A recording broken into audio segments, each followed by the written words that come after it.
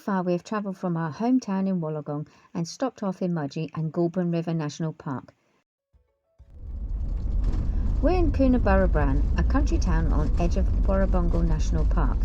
Coona, as it's known to the locals, is the stargazing capital of Australia. It is the ideal place with high altitudes and pristine night sky free of artificial light that can block celestial views. But it's not all about the stars, there are some also amazing walking tracks.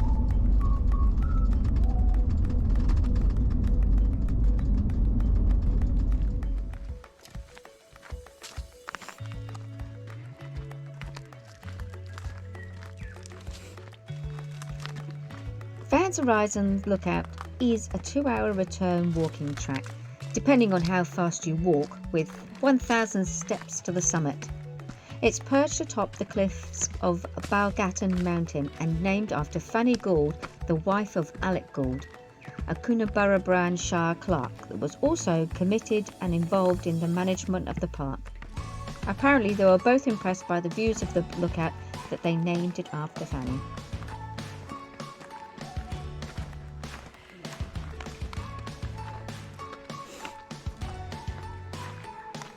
Warrumbungle means crooked mountain in the local Aboriginal language.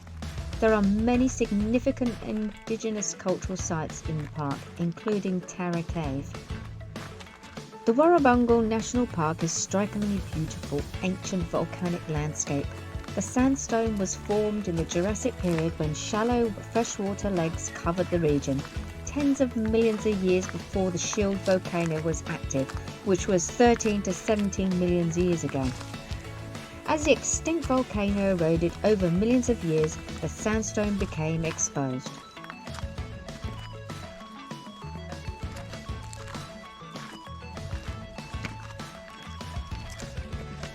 Some beautiful flowers along the stairs.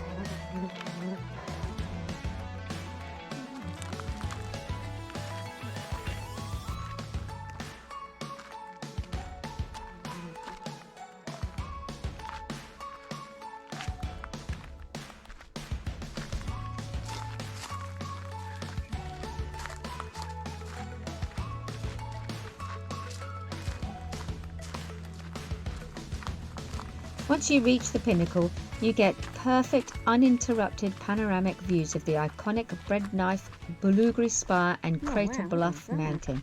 It is absolutely breathtaking.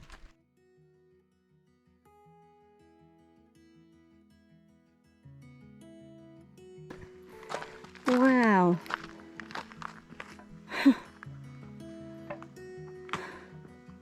Okay, so there's the observatory. So you can go and see the stars, which we're going to do not tomorrow, the day after when we leave. It's on our way out. That is amazing.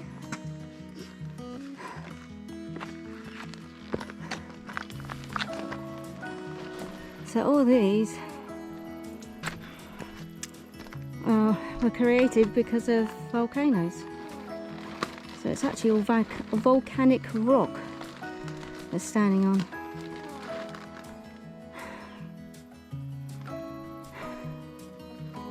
Well, that is really awesome. That's like something you normally see on TV. You don't actually normally see it in real life.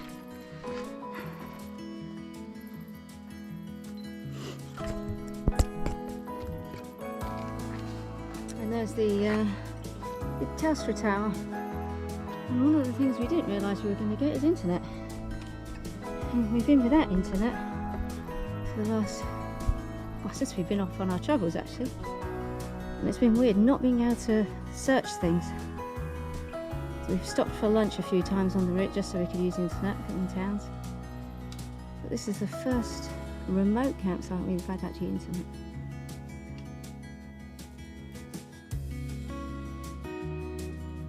You can see why it was Fanny's favourite, can't you? Yeah, but it can't be that bad. She lived to 98.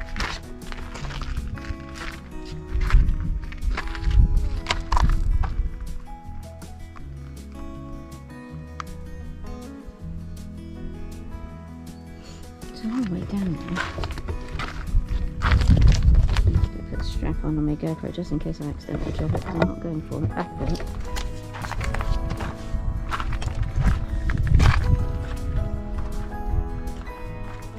You can sort of see roughly. Probably can't actually now. He's in right there.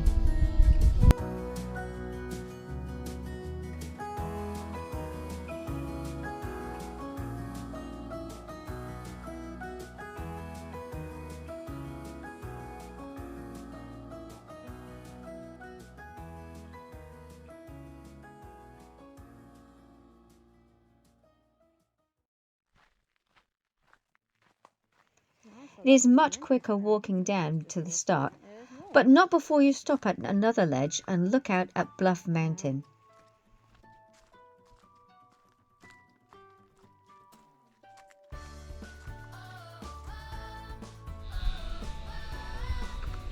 Oh, so this is the other side. Oh,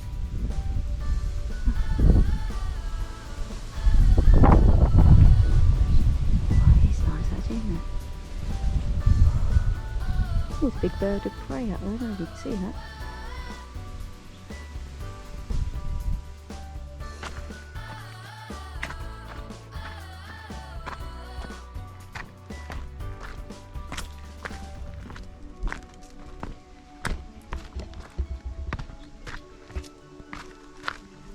Amazing view of the plains, isn't it? Hey? Amazing view of the plains. Yeah. It is actually.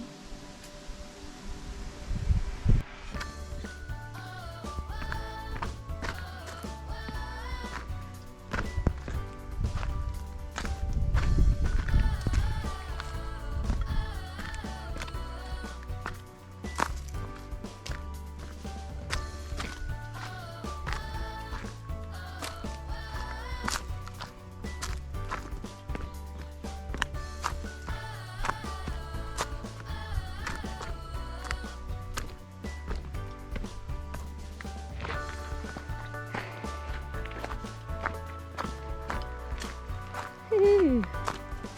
Back. It's a lot quicker on the way back, weirdly.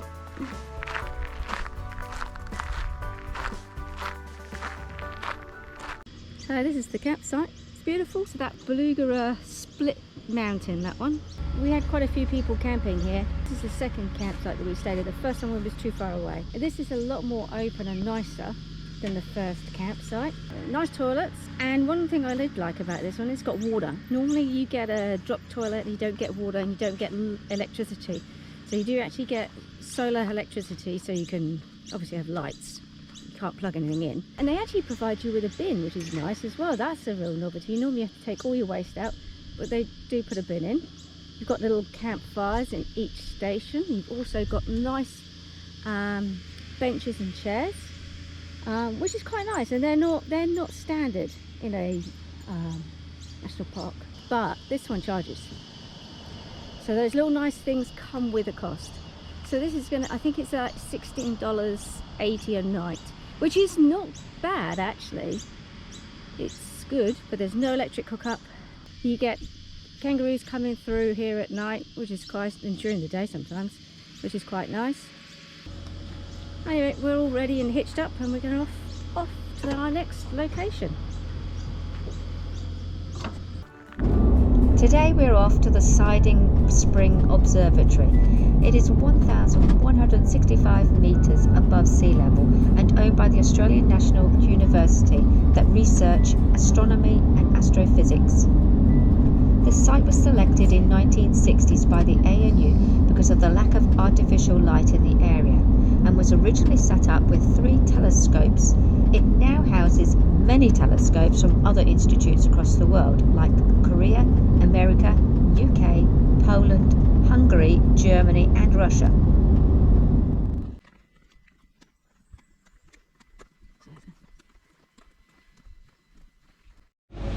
Okay, that's the entire site.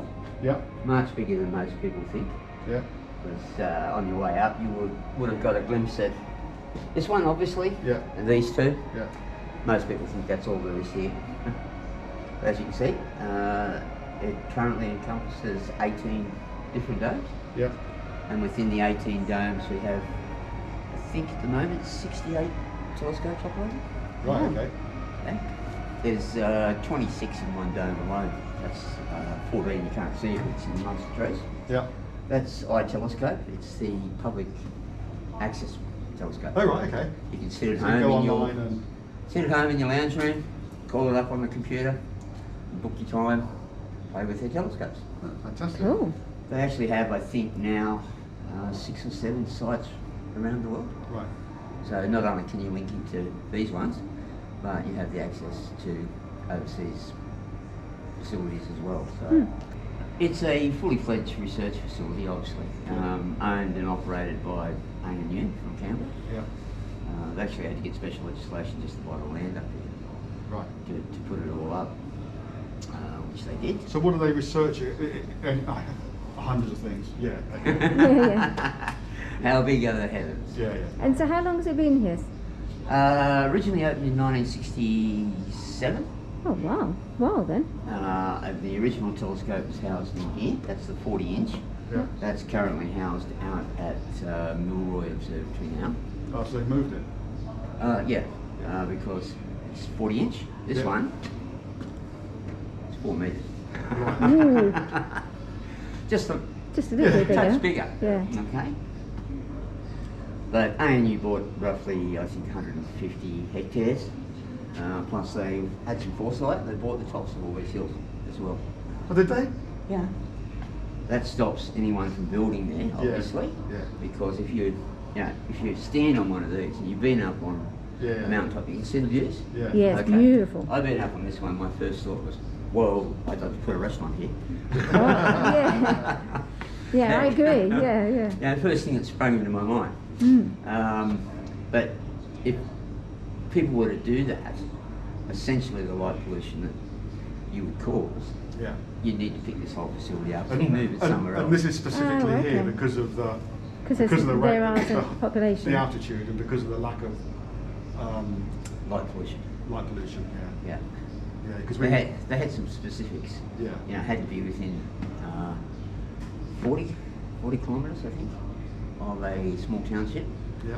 that they assessed would not grow Yeah, over right. the years. Yeah. And they put in special lighting requirements as well. Even the farms that you would have passed coming up here have lighting requirements on it. Oh, do they? Yes. Oh, okay. Oh, And okay. the lighting requirements go out to a radius of 200 kilometres. Right. Wow. So even Dubbo has some restrictions on Okay.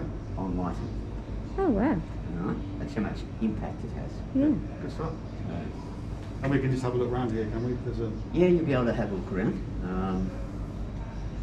A lot of the domes are now unmanned yeah. and they're controlled, obviously, Yeah. externally.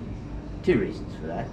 One is that technology has marched on, Yeah. okay, since this was originally put in. But 2, the 2013 fires they had here highlighted a number of safety aspects of sitting on top of a hill, totally surrounded by bush. Yeah, I can imagine that'd have been scary. We were very lucky to escape a lot of damage in that fire. There was a bit of damage to the lodge, and ironically the fire station burned down. That's ironic, but yeah. The domes, even though it's owned and operated by ANU, it's pretty much an international site now. There's a quick look at Yeah, I the had a look. ownership. Yeah. Overseas governments, Yeah. universities, multinational companies. There's even a couple of them that are privately owned. Oh, really? Yeah, I wouldn't mind that, knowing how No. much it costs to run these. Yeah, Yes. that wouldn't be cheap, would it? No. We've been down in the national park, but I think on the way in, when we drove in from town, there's a big house, and that's got a dome in the yard. Oh yeah, we noticed that. There's Yeah. domes all over the place. Yeah. The one down there is probably Skywatch. No, it just looks like it's in somebody's backyard. It doesn't No. even look like. It looks like it's it's quite a big. Well, it's a significant size of a double garage. Yeah, that's Skywatch. They're Right. the people Ah, that okay. are looking for asteroids and tracking Chiracues and stuff like that. Right. Oh, okay, cool. That's done all around the world. So each one is doing something different, is it? Each Pretty dome. much. Yeah. Okay. But they work in conjunction with other observatories around the world, obviously. Yeah. Sky Mapper is a pretty good example of that. It does exactly what its name says. It's there to map the night sky. But it does it in conjunction with an observatory in South America, I think it's in Chile, and another one in Africa. So we have 3 major observatories covering the whole southern area. And that's all they do. They just map the night sky. The amount of data that they collect is absolutely incredible. Yeah. Guy running it at the moment tells me that when they finish their next run, they'll have another 8 million terabytes to play with. Wow. And not something you put on a stick and take home. No, and that's put in right. your PC. Just download it on my computer. Yeah. Browse through it on your Excel spreadsheet. No. Most of this you can't get to, unfortunately. Yeah, no, because fair enough. it's unmanned. And someone told me there's about $2.5 billion worth of equipment sitting in there. So if we let people just wander through, the owners get a little touchy. Yeah. Can't blame them for that. But what you can do today is go through this area. It'll give you a brief history of how this place came about. And then the other displays will talk about telescopes and the work that they're up to, science behind it.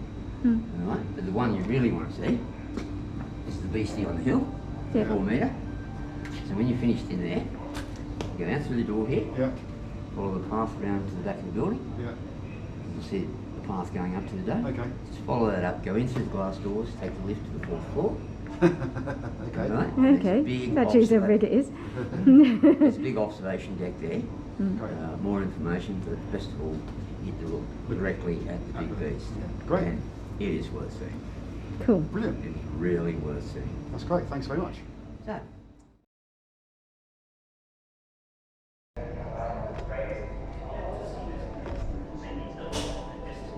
Tell you how heavy you are.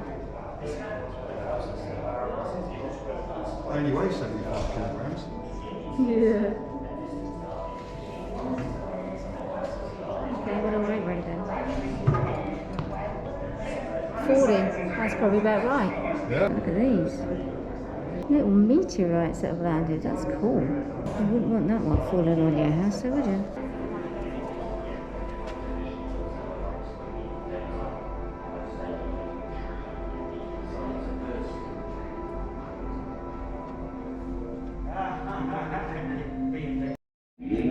Okay, so this display represents the weight of, or how heavy a 1 litre milk container.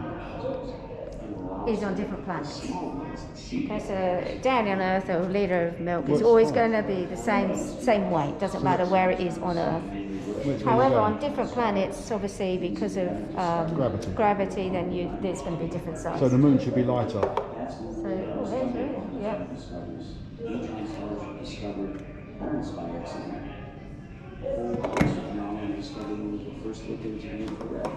It's getting heavier as it goes round, isn't it?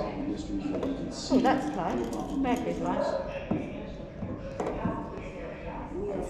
Mercury is minus 173, so if you had degrees, so if you had milk in there, it'd be frozen by now. Oh yeah, the sun, that doesn't move at all, does it? Wow. Little secret under the table on that one. Oh, is it actually tied up? So it is. Oh, it's a big spring. So Pluto's really light. Neptune, there's not a lot of difference between that and a real litre of milk, I don't think. Oh, and it's a little bit heavier. Hang on, that's Venus.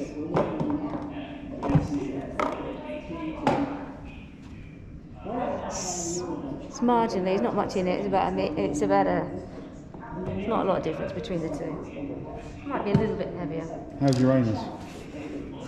It's not bad actually. That one's okay, yeah, it's about similar. Saturn's definitely heavier. Did you know Galileo first observed it in 1610? Should have let it go. He thought they were moons of Saturn. Right, you're on that battery. Huh? Oh no, that screen goes off, it's very confusing.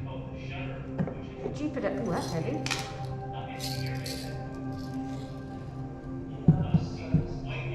Jupiter rotates. Oh, let me take this off. Jupiter rotates about its axis in only 9 hours, 55 minutes, compared to 23 hours and 56, which is in Earth. So Jupiter rotates way more times than we do. You get dizzy on there. And there's Mars. Mars is large. Apparently Mars is the best candidate for us to go and live on if something happens to Earth. Yeah, I don't want to go. And it's 3 times higher than Mount Everest. Did you know that? Our sun will extend the dimensions of planetary layers so that just the core and the ocean. This core is small, hot, but roughly the scale of the Earth. So what we call a white dwarf. White dwarfs This telescope is a 3.9 meter telescope. It is 26 meters high. Its diameter is 37 meters. It actually weighs 560 tons. 60 tons just for the lens. Its length of its telescope is 15 meters. How magnificent is that? It's amazing. It actually even saved from the fires as well.